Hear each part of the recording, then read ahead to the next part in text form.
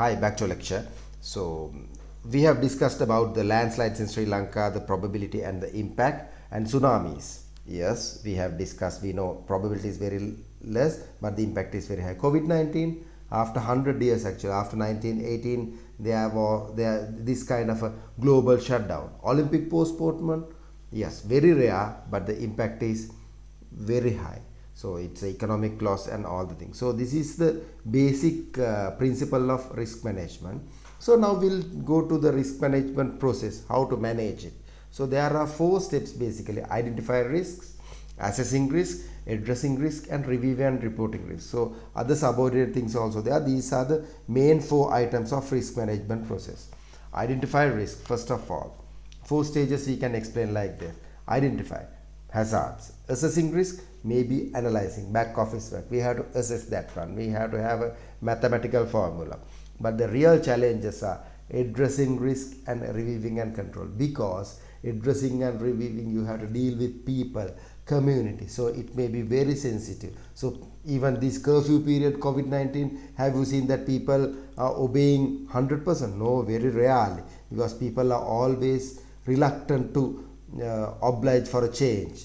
Okay, that's the thing. So now we'll go in detail: risk identification, initial and the continuous stage. Then we have to assess. When we are assessing, we can put a weightage for likelihood and impact. I'll be go a little bit detail, because impact and likelihood. So after you mapping this one, the more risky areas are the red one. So we can see that catastrophic one, very unlikely, but and probability is very high. So that is the thing. So these kind of things we have to pay very much attention, assessing the risk. So after we identify and assess, we have to address that one. So there is a one very nice algorithm for that one, 4T method: tolerate, treat, transfer, and terminate. What do we do? Tolerate, we accept; we treat, just manage the risk to acceptable; transfer, insurance; terminate. Just take an example, small.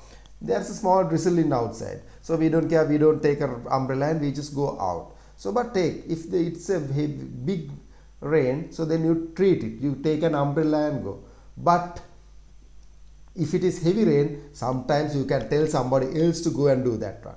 But if it is thundering or something, if it is not very urgent, what will you do? You will terminate the thing. So this is the way of addressing. So review and report. Is the risk profile changing? You have to have a risk profile. It's a risk is a continuous thing. At the initial stage, one risk, but after that it will be another risk. So that how do you manage the process? So how do you address that one? So review and reporting. So insurance and other things are coming at this way.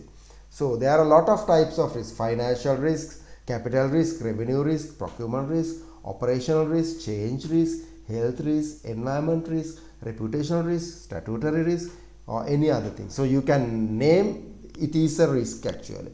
So these days we have a environment law, health risk. So these are the kind of things actually we have to address the things. But the risk register is the blueprint in risk management.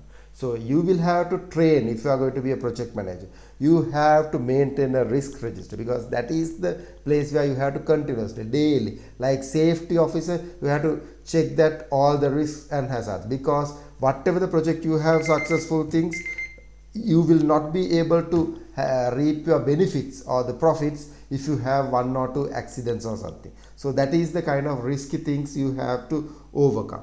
So practicing to manage and maintain a risk register is a must for project management. I am telling again and again.